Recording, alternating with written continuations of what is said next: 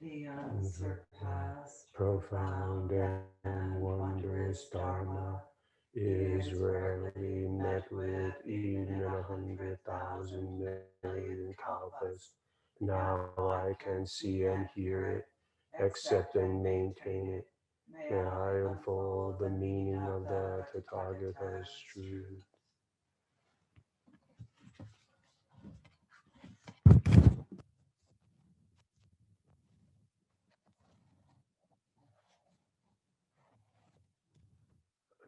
Good morning.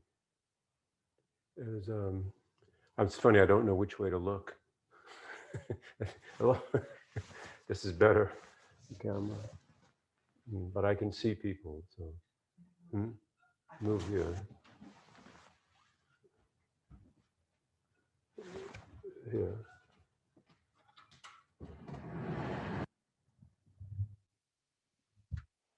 Oh, that's better. Now I'm looking straight. Kind of. My head's above my little head's popping out. This 3 inches closer. Further away. No? Oh, okay. All right. Never mind all that. Someday. So good morning, everyone. How is everyone doing? Okay? More or less. So today, we recognize, celebrate Katagiri Roshi's, Dainin Katagiri Roshi's birthday. Katagiri Roshi is from that generation of teachers that came to America in the 1960s through the early 80s. Suzuki Roshi, Katagiri Roshi, Mayuzumi Roshi, my teacher, in that time frame. Katagiri Roshi was, like a lot of priests at that time, was sent to America as part of the Soto Shu hierarchy to help with the regional head temple in North America, which is Zen Shuji in Los Angeles. And there's also Sokoji in San Francisco, which is these two temples were set up by the Soto Shu in the 1920s. He later began to help Suzuki Roshi with San Francisco Zen Center, and that's when I met him in the 1970s, when he came to help the Zen Center get on its right footing after some difficult times. And at that same time, around the early 80s, he met with my teacher, and they practiced together, helping together. They were both Katagiri Roshi and my teacher are working priests, which means that they look at practice a little differently than us. For them, the teaching didn't manifest in life as something special. After years of training and knowledge, they finally got it, and then they would apply it to life, and then we as students would benefit from that. That's not how they saw practice. Practice for Katagiri Roshi and for my teacher is equal to ordinary life, and it's not a compound practice. Buddhism, my life equals something. They were very clear in that if we're going to practice Buddhism, we have to have a life that does not see itself as contradicting the teaching. It's not a compound, right? So for that reason, Katagiri Roshi and my teacher focused on a very simple truth, that outside of mind, there is no Buddha. Like the saying goes, outside of water, no ice. So the examples of how that, what is an example of that is for them, of course, Dogen's teaching, but it's the Heart Sutra too. Form is emptiness, meaning that we do not have a separate existence. We do not exist in this world in some separate fashion. It's a Buddha nature, meaning that the normal way of seeing things, while true and good for many aspects of life, medicine and building buildings and helping us be a better society, are not exactly the same tools for waking up. You don't have to be an open-hearted individual to build a building, but you have to be open-hearted to allow the Dharma to appear. You don't have to be a wise or compassionate person to be a politician or to even be a good doctor. But you do if you want to realize Buddhist teaching in the life we're living. The Heart Sutra is not about negating anything. It's about accepting everything as not separate. Compound existence is the way we live our life, but look how much difficulty it creates. If we're just wise, we just see emptiness, that's not complete.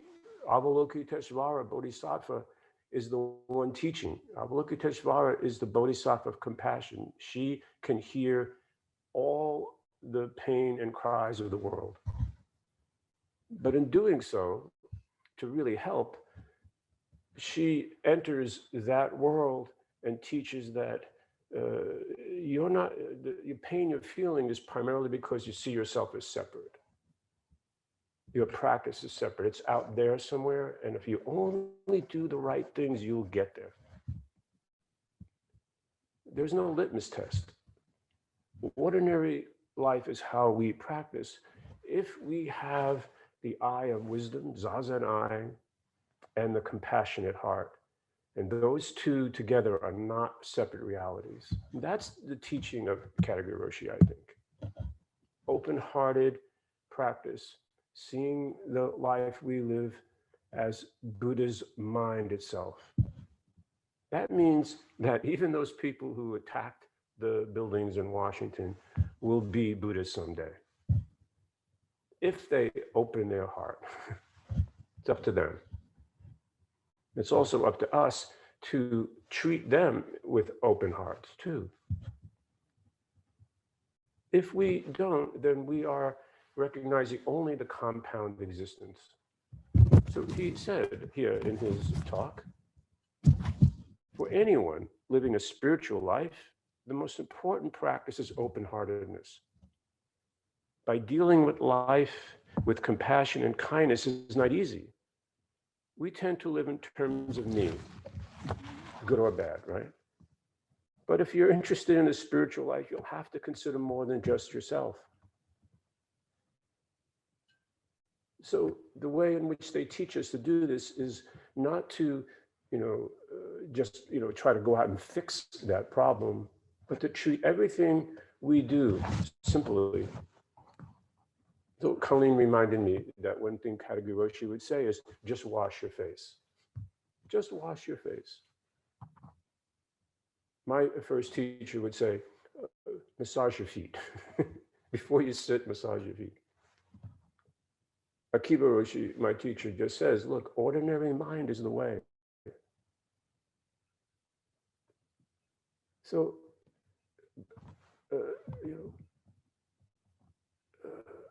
whatever the future brings, Katagiri Roshi says, we have to continue to seek a world based on practice of openness of heart. Our naturally self-centered thinking doesn't like that idea because it's a little unsettling, too vulnerable, too risky. There's not enough protection in that kind of thinking. So we start with the most simple thing. We get up in the morning to sit zazen. We do it regardless of how we feel. Bell rings, we sit. That was also his teaching. Sukiroshi's teaching, my teacher's teaching. Bing, get up and sit. It's not a robotic effort. It's opening your practice heart to the possibility that even if you don't feel good, it's practice. It's not it's not out there for you to find through some definition. So if we want to be free of delusion, we have to be free of compound living, this versus that, and then use that compound thinking freely for the benefit of others. It's not a compound living, this me versus everything else is not wrong. It's just the only tool we use, we will have the kind of failure we've seen in our own society. This gap will never be closed. So as I said, we cannot think our way out of delusion. I've said that before. It's not the right tool. We experience life as not deluded to begin with, and see the people in front of us as examples of Buddha nature, but it may not be our version that we want to see.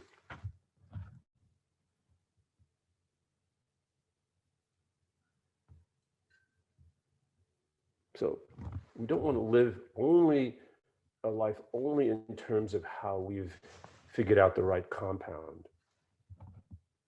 We need flexibility. We need a mind that has a focus on equanimity. We greet people, as Dogen says, with kind speech, trying to understand what is benevolent deed in this situation. How can I be some help without creating more division? This is really about our practice. If we sit down and do zazen, trying to find the perfect zazen mind, we will never find it. It's just our thinking mind that wants to get the right sections of life together, like all our ducks in line, and then we'll be fine.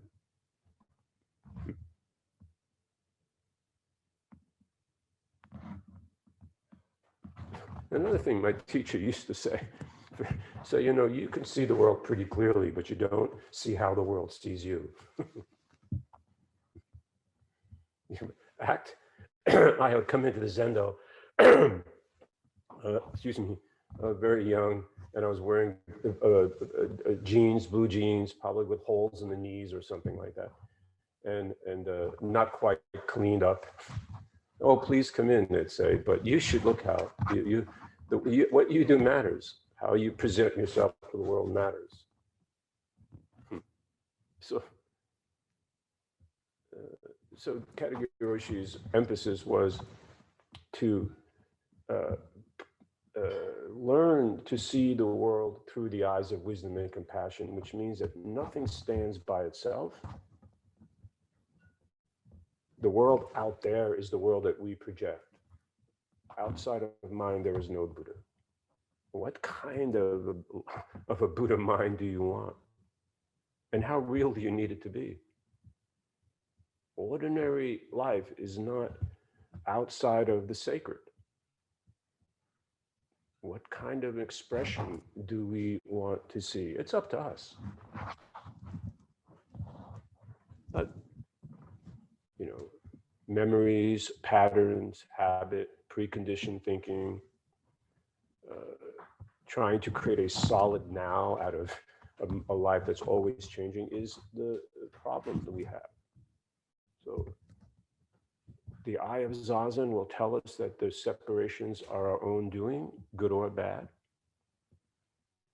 That wisdom is, without compassion, is like, I don't know, science without ethics.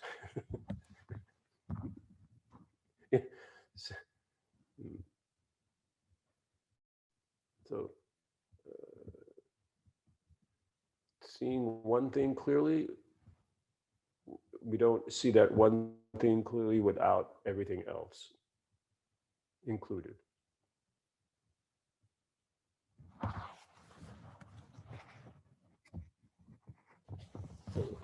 Katagiri Roshi said, if we want to practice compassion, we have to see the world simultaneously with how it sees us.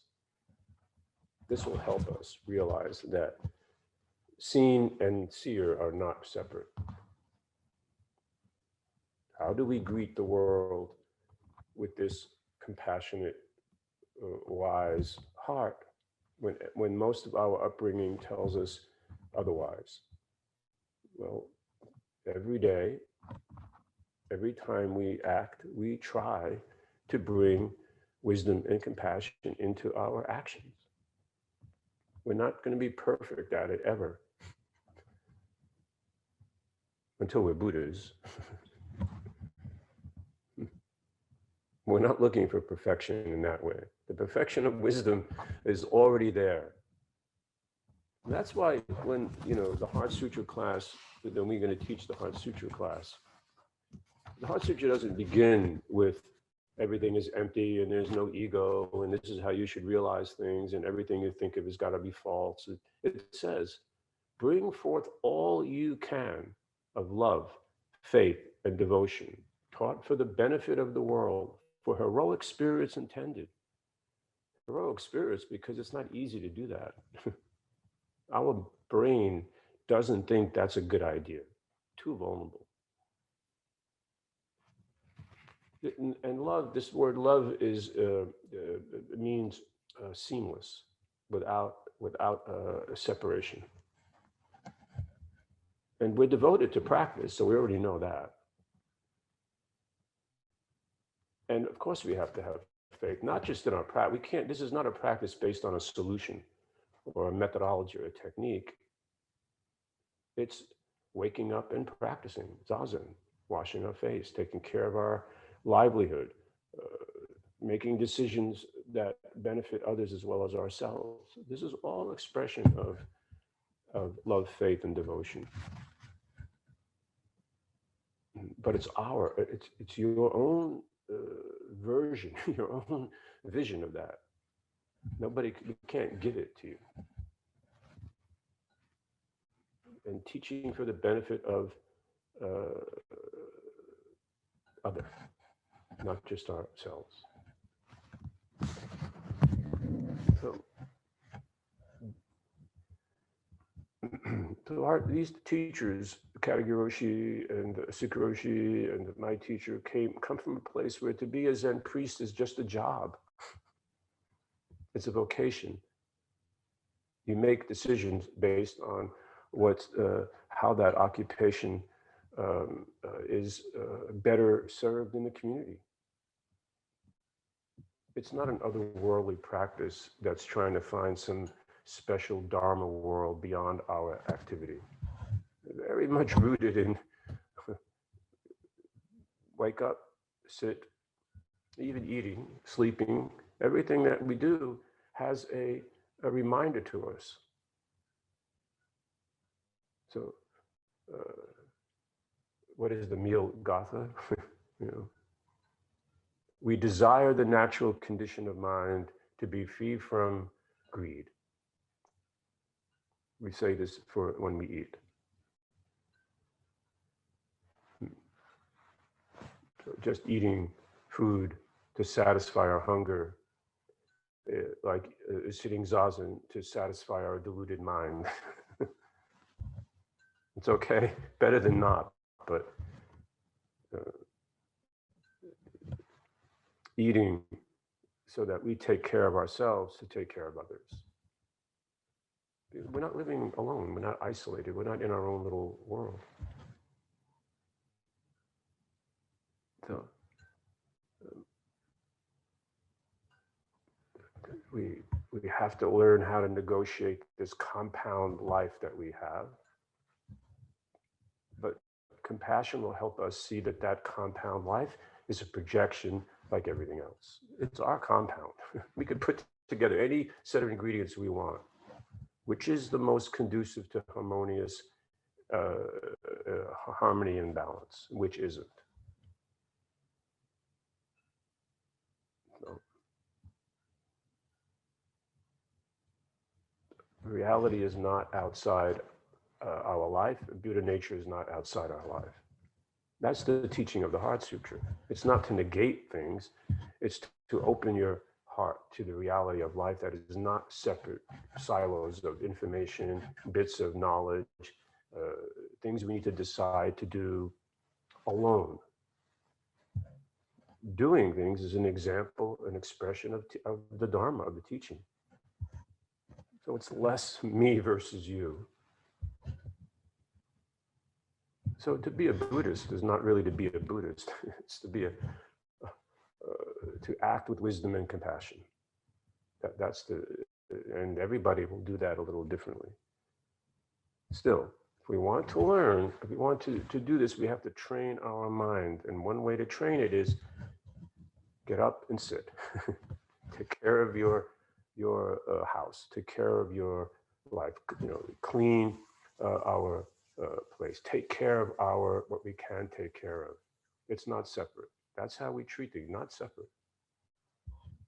Then we can extend that beyond our house, beyond our boundaries, and slowly we extend it out to the community we live in. And suddenly, somewhere, it's not so difficult, these compound problems. They're our own. We could treat them carefully. Grandmotherly mind. Roboshin Dogen says, you could understand all the scriptures you want, you could pile them all up here, but unless you have grandmotherly mind, unless you have a mind open to wisdom and compassion, you'll have a very nice library.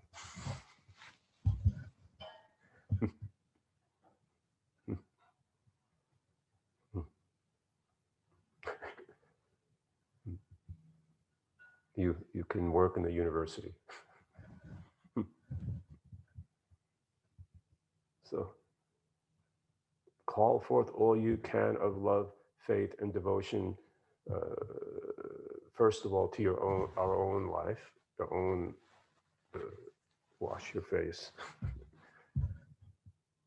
and then introduce somebody else to that.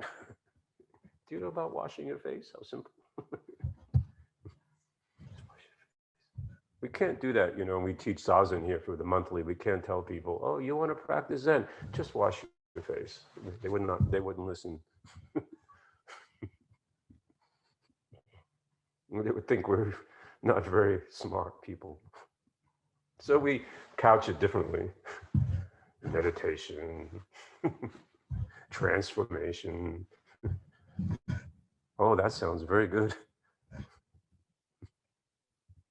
It's not untrue. But they will miss out on a lot if we don't teach people that everything that we do matters. The smallest thing is not diminished by its size.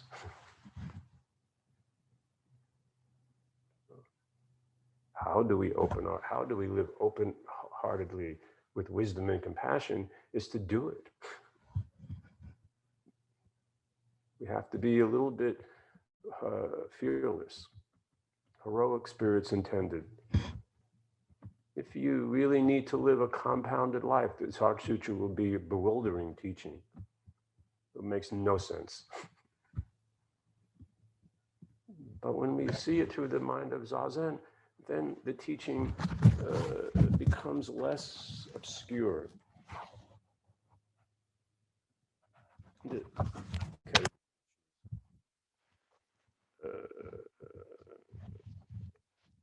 He said, we don't need an explanation. But he said that because our ego wants an explanation why to do this. In the morning, sit Zazen. In the evening, if we can, we sit Zazen. But between those two is not a gap in practice. All of that activity is Zazen. Without doing one thing special. Don't smell like Zen. Don't try to be a Zen student.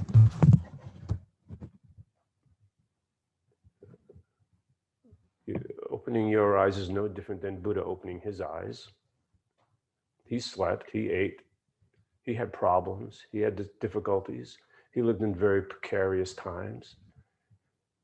Who doesn't? So our teaching of Katagiri Roshi, my teacher, Suki Roshi, the Dogen Zenji are not things that happened in the past that we remember.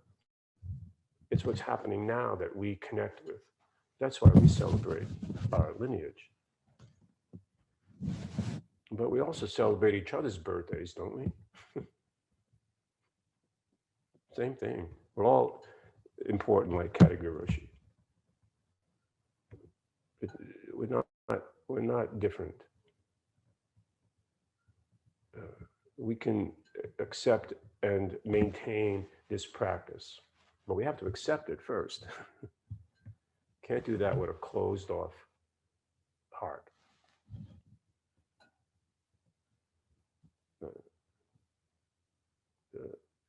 I said once the Heinz Chapel, that was, we have had so many disasters, I can't remember which one it was anymore.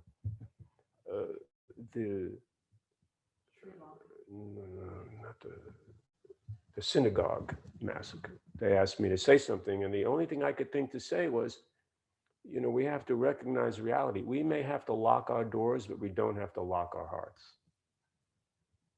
Nobody can make us do that. So wisdom and compassion are not theories or extremely hard Buddhist concepts. We could write volumes, but we look at our own life, we'll see the teaching. And then we can help each other by not being special people, by just going about our life. So, this is the book. This book, can I pull this up? I was just reading this book. Yeah, this. Well, does say something. And we'll talk more about this kind of practice in the Heart Sutra class. The teaching of the Heart Sutra is not about negating; it's about accepting. And accepting the reality of our life as it is. Kotoku, could you hold the book up again? Could you hold the book up again? Thank you. Yeah.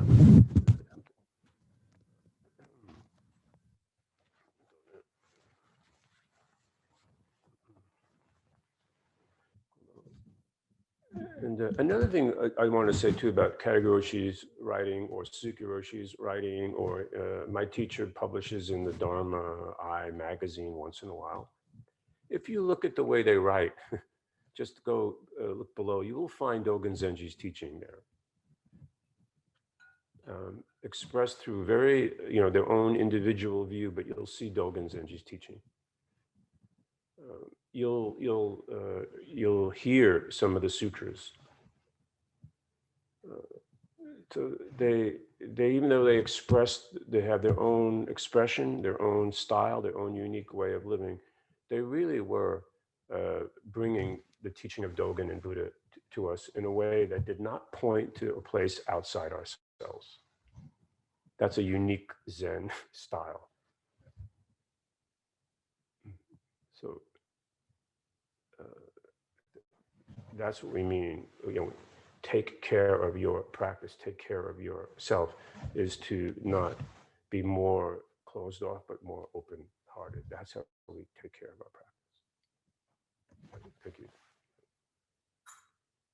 May this merit extend universally to all, so that we, together with all beings, realize the Buddha way.